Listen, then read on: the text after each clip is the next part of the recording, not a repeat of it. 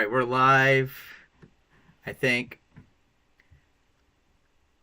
So good evening, everybody. Sarah's going to check when this thing starts running if we have sound. Hopefully we have sound this time. Last time we didn't have sound right away. Yeah. So while we're waiting for... Oh, here we go. Yep, we got sound. So Sarah, they switched her from one job to another job at work. So she's going into the office now. So, well, I work night shift, so I get up around noon, and the kids are homeschooled. So she can no longer make lunch and stuff for us. So we've been working on, so it's easier for the kids, because they're kind of picky eaters and stuff, to have lunch and make lunch easy to do. So what have you been doing so far? So far, this is kind of just to get things jump started. We did kind of a freezer meal kind of idea where I did a lot of individual. So I made a big batch like homemade TV dinners. Yeah, kind of like homemade TV dinners. So I did a big batch of teriyaki chicken and froze the chicken in sauce, and then had some rice I made and then froze. And the kids like broccoli, and John likes other vegetables than broccoli. And so they could kind of pick that out as they wanted and put together for lunch. And then, like, I did Italian meatballs in marinara sauce for meatball subs, and did what else was some of the ones I did? I don't remember. Italian chicken, which I showed how I make that in a video in the Prepper Kitchen playlist. Yes. So this is so basically we can have TV dinners. We can get up. I get up. The kids are done with their schoolwork. We can just microwave some stuff and eat. And the long-term goal and thank you for the 2 people watching. Hi. Yes, hi. Long-term goal for that is that we do not so much TV dinners, except for as backup if something is not appealing to kids, to our kids, but as do meals that we have assembled and frozen that when John gets home from work, I get home at like 2:00 in the morning ish. He can throw them in the crock pot to slow cook until lunch, or start it off pressure cooking and then I turn it to slow cook when I get up, or something like that. Yeah, some sort of combination of that. So that way we can take like chicken, and like turmeric chicken. Thomas wants that zesty. Oh yeah, Thomas likes the Asian zest Buffalo Wild Wings sauce that you can buy in grocery stores. So I'll get home from work, throw a couple chicken breasts in the crock pot, dump that stuff over it, maybe a little bit of water or chicken broth so it doesn't burn. Set it on low for 12 hours, and then, or whatever, 15 hours. It doesn't matter what we set it for. And then when I get up at noon, lunch is ready for all of us. So it makes it time saving, it makes it convenient, and that way with Sarah driving and me working and all this out of the house and Sarah working out of the house, we'll have more time to spend as a family and less time spending with us cooking and stuff like that. Yep. And also, me and Sarah take leftovers. It's also a form of meal prep. Meal prep for having it for for in the pantry for long. It's not quite long. You talk to them about this stuff. I'll be back in like 2 minutes. Okay. It's not long-term storage because, freezer things do go bad. Eventually they get freezer burnt or whatever, but it is longer term than having it in your refrigerator for dubious lengths of time. That thing that always ends up in the back of the fridge that you go, oh, what was that? Well, it's not what it was. So, and I'm enjoying being in the office, working with people that I usually don't see every day. I usually went into the office once a month, every couple of months. But They no longer needed my at-home position, so I'm in the office working with. Oh, that's what you grabbed. Working with ladies I don't get to see very often. So I'm back. So we take our leftovers, and Sarah's been doing this for a while for me, so we're doing it for her too. And take leftovers, and put them in bowls. That's what they're. Put them in the bowls, and put them in the freezer. And then, usually, I also make a salad. And then these will fit in nicely in the lunchbox. And with the frozen meal, we don't have to put a cold pack in here because he's got the frozen meal keeping his salad cold. And it just has to be cold enough to ride in the car till I get to work and throw it in the refrigerator. Yeah. And, But, the way I found which bowls match which lunchbox, I don't know why, but the lunchbox people and the lunch bowl people need to get together. They need to have some sort of committee and make the size matches. So what I gave up doing is trying to figure it out. So I was in Walmart. I grabbed a shopping cart. I took every single one of the lunch boxes, like about this size they have, and put it in the cart and wheeled the cart over to where they have the lunch bowls and match, and then had to go put everything else back until I found a matching pair. Because I don't know why the bowls are too big for the lunch box, or it shouldn't be that complicated. that's why bento boxes are such a thing, because all the little containers match up with all the little slots and everything. So I know this is the first world problem, but and then on the top in here we got some different teas and some dried soup mixes. Oh, this one has dehydrated lemons. We're going to take dehydrated lemons, limes, oranges. We also need to do some cucumbers and stuff too. But we can throw these in our Life Straw water bottles and flavor the water. I don't recommend doing it with strawberries. Sarah didn't like the strawberries. I thought they were okay, but they tasted weird. The citrusy flavor, dehydrating them. And this takes extra oranges and lemons and stuff like that, and we can buy them when they're on sale and dehydrate them and use them all year long. Yep. And another thing I did that was meal prep.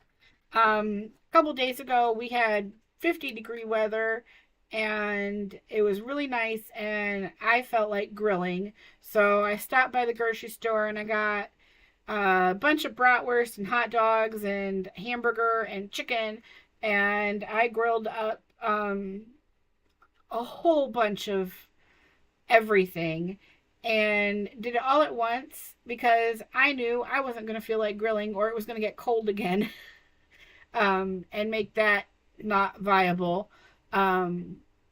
So we have a ton of chicken and hamburgers and bratwurst, and the kids ate all the hot dogs in 2 days. Thanks for the comment. Yeah, the plastic storage boxes. Like, okay, the shed, this is completely off topic, but the shed has 2 nice sets of shelves in there.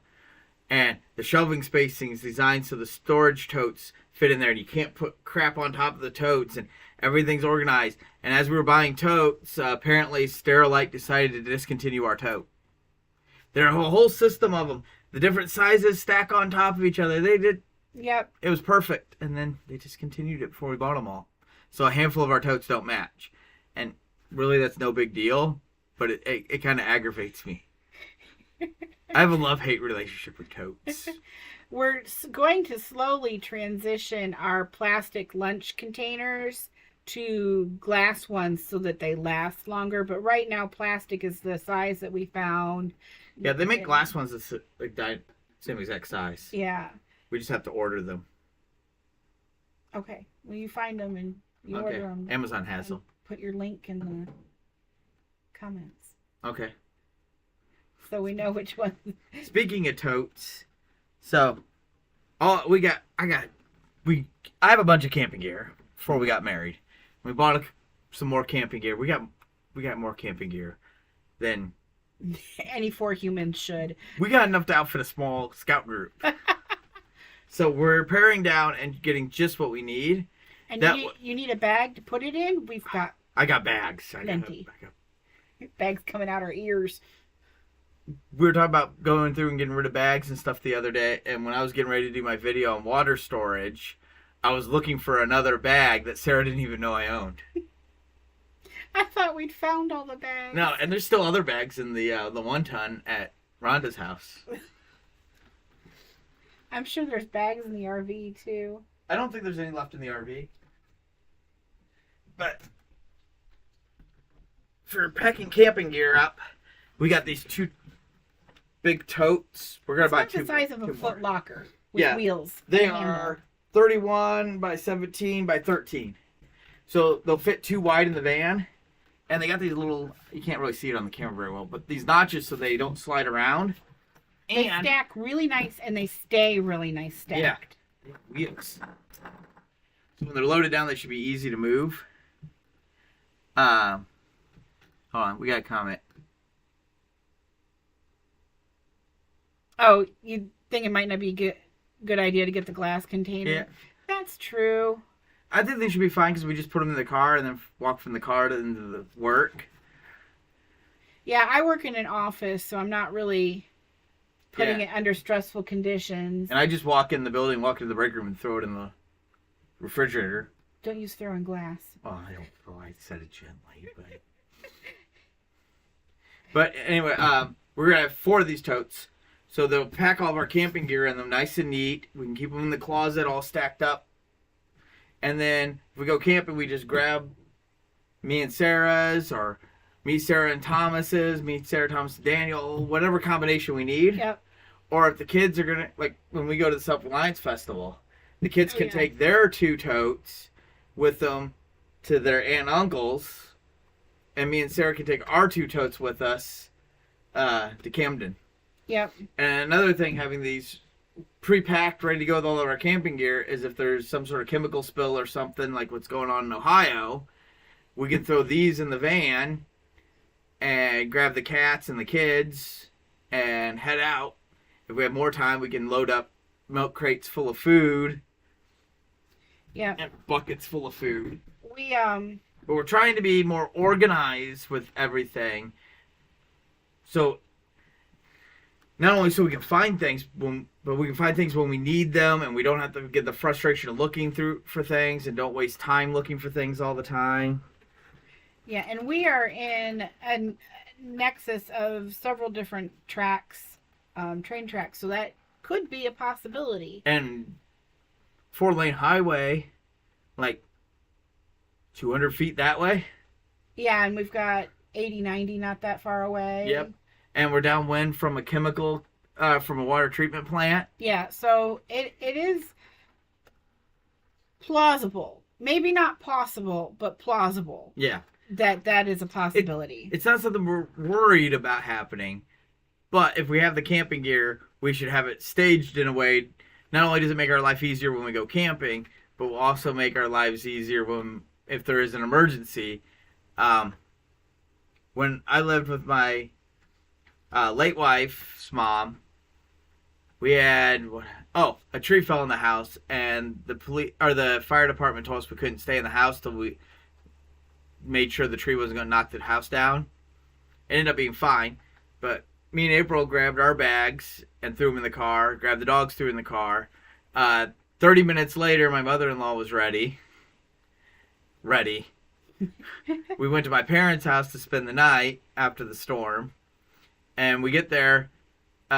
She had packed an entire laundry basket, like probably like waist-tall laundry basket full of clothes, but she didn't bring any of her medicine. So I had to go back and get all of her medicine. Oh, no. So if it would have been something where we drove for 3 hours and then she realizes, so that's why we want to be staged and ready to go better. Yes. Another thing is, since I'm home when Sarah's not home, And vice and versa. Sarah's home when I'm not home, most of the time during the week we only see each other when I come home from work and get in bed and say hi. I made this. It's kind of hard to see. Anyway, it's a cleaning schedule. We're gonna laminate it, put it in a sleeve, something. Probably put it in a sleeve for now. Yeah, because I'm sure we'll want to modify it. But so, we get. My plan is to spend 15 minutes every day cleaning each one of the areas on here, and if Sarah cleans one of those areas, she can go ahead and mark it off, and that way we don't clean the entryway over and over and over again without cleaning anything else. Yeah, so it's just the different rooms in the house are listed, and then also the cars and the yard and the sheds. Yeah. Which the yard and the sheds need. I know, but that way we spend 15 minutes, cross it off, and that way we can manage the house and keep it clean better, and we can work better together as a team. That way Sarah doesn't feel like I'm always cleaning, and he doesn't do any cleaning. And then I'm like, man, I did all this cleaning today, and I come home and Sarah didn't get any cleaning. No, this way it's not to hold each other accountable, so we can see that we're both working together and getting stuff done. And also it's going to show the boys that they're not the only ones being asked to do something. That if I ask them to empty the dishwasher or to move clothes out of the dryer or, even sweep the floor, that they're not the only ones being asked to do something, that there's physical reminder that, hey, Mom spent 15 minutes cleaning the kitchen and John spent 15 minutes cleaning the living room, so they can see that they're not alone in it. Because I think sometimes kids feel like you ask them to do something, but they don't think that you're actually doing anything because it's just the stuff that you do every day to make the house run. Yeah. And something else, this is Sarah's idea. We took a chore chart. Oh, yeah. It was against the refrigerator, but we kept accidentally bumping into it, and it's dry erase, so we kept erasing the stuff off of it. So I mounted it to the outside of our bedroom door. It might move. It may not live there forever. But anyway, what we are going to use that for is a My Three Things chart, which is a Nicole Sauce thing. If you go to Living Free in Tennessee podcast, go to her website and search for My Three Things. She's got a lot of different podcasts she's done on it. But basically, you pick 3 things or less, no more though, things that you plan on getting done that day. If you get more done, that's good. But 3 things that are on your list to get done. So we'll put it on there. And some will be simple things. Like at first, the kids will be like, empty the dishwasher before Mom gets home. So that way they get in the habit of doing it. And then once things get in a habit, you don't have to put those on there anymore. And sometimes one of the My Three Things maybe for us might be mowing the yard or whatever. And it's a more organized way of doing to-do list. Like one of my 3 things is walk. Yeah. Is that's my exercise. I walk 2 or 3 miles, or try to, every day during the week. Not so much on weekends. And once things become a habit, you don't need to worry about putting them on the My Three Things anymore because they're a habit. And then you can work on like making other things habits, or sometimes your My Three Things might be, do the dishes, do the laundry, and take a nap. Hey. It's whatever. Yep, it's whatever 3 things you need to get done that day, including stuff to take care of yourself. Yes. And that's also another thing that we're hoping that the kids see, that we're not expecting all the things all the time from them, that just doing 3 things that day above your normal routine is fine.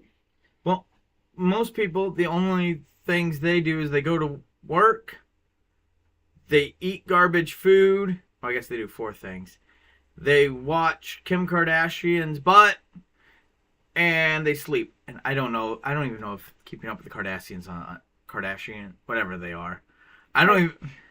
Are they on Star Trek? I don't know. I don't care. I don't care about what's on TV. I don't know what's on TV. You said Kardashians. Kardashian, whatever. One's evil and wants to destroy the universe, galaxy. One's evil and wants to destroy America through lousy television. Their goals are pretty much aligned. But I don't... until I moved in with Sarah, I didn't own a TV. I do watch too much YouTube, but I'm not even watching as much anymore. We don't watch TV, and we own a TV. The kids monopolize the TV. Yeah. Oh, that reminds me. One of the other things I'm doing is when I'm eating my lunch, I've been watching a permaculture design course. So it shows the kids that I'm studying and trying to get better too. Sarah may be taking an herbalism course soon. I just have to pick one. There's like 9 kajillion herbalism courses out there.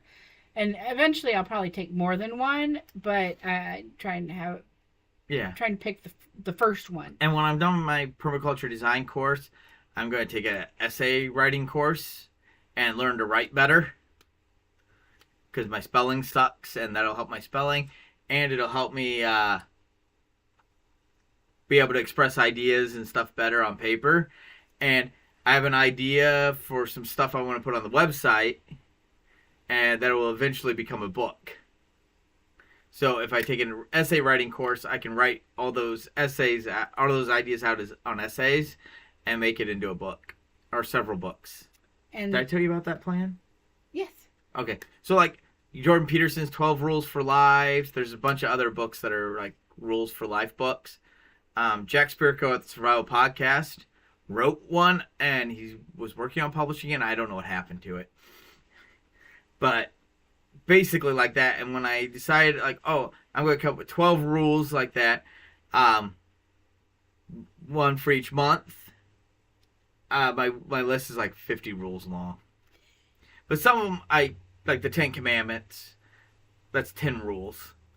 The Boy Scout oath, law, motto, those kind of things, that the law is 12 things in it. And what I'll do is as I write them out, I'll mix in stuff, biblical stuff with non-biblical stuff, and yeah.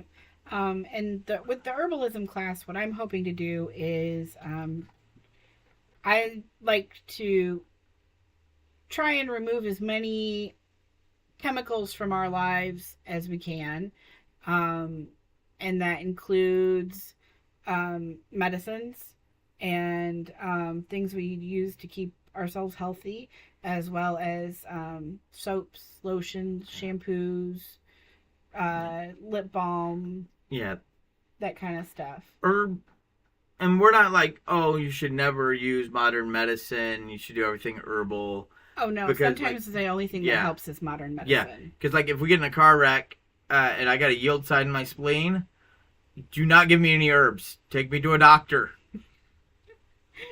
One would hope EMS would arrive at that point and take you to the hospital. I don't want herb. I know comfrey's really good at healing, but it's not. It won't remove a yield sign. Yeah. And then I lost my train of thought. Oh, she wants to start like part-time business and maybe turn it into a full-time business. Oh, yes. Of making soaps and like packaged herbs, so like an anti-stress herb package might have some like a couple of herbal tablets, maybe some like seasoning to put on your food, and a tea to help with stress. And if you're looking into doing more herbal stuff for yourself, start with cooking herbs, because it's very hard to poison yourself with things you use on your food. Yes. And then and salves and lotions and stuff like that too. I have a lotion that I made that I use on my eczema, so I'm kind of testing things on myself before. She also makes, I don't have it in my pocket. Normally I have it in my pocket. Comfrey salve. Oh, yeah. Yeah. Because I have a torn rotator cuff, so sometimes it causes me issues, and it really helps with the pain and swelling, and makes my shoulder not bother me. And I want to try to do Wildcrafted. Thank you. It was escaping me for some reason. Wildcrafted, which means we gather our own from the wild herbs, as well as from reputable sources, purchased herbs. So like the comfrey I bought from Star West Botanicals, I think. And then the broadleaf plantain sap that I make that is really good for. Oh, good. She added that to her skill set. Yeah, I haven't actually made it yet. I think maybe next weekend that's something I want to put on the list for next Maybe. weekend for because I've got Next I've got week, all the stuff. next week is our prepper group get together. Oh, that's right. But some of the people in the group are interested in doing soap. Maybe we can do. Maybe we can do a demonstration. Yeah. Okay, that'll work. Now we know what we're doing next week. I already had it planned, but we can move that plan back. Okay. I should know you already had a plan. We'll discuss it with the preparedness group. I was gonna go over cheap ways to start storing food. Okay, that's a good one too. And then oh, now I forget where I was going. Making soap No, before that. using cooking herbs first. Oh, the broadleaf plantain sap, yeah. which Sorry. is really good for like bug bites, mosquito bites, bee stings. Cuts that are like mildly infected, like if it's oozing goo, you need to go to a doctor. Ooh, Get some yeah. penicillin. Which I gathered the broadleaf plantain from just off our back porch. We've got a ton of it in our yard. When I got that infected sore on my arm, it was gross and it hurt clear up into my neck.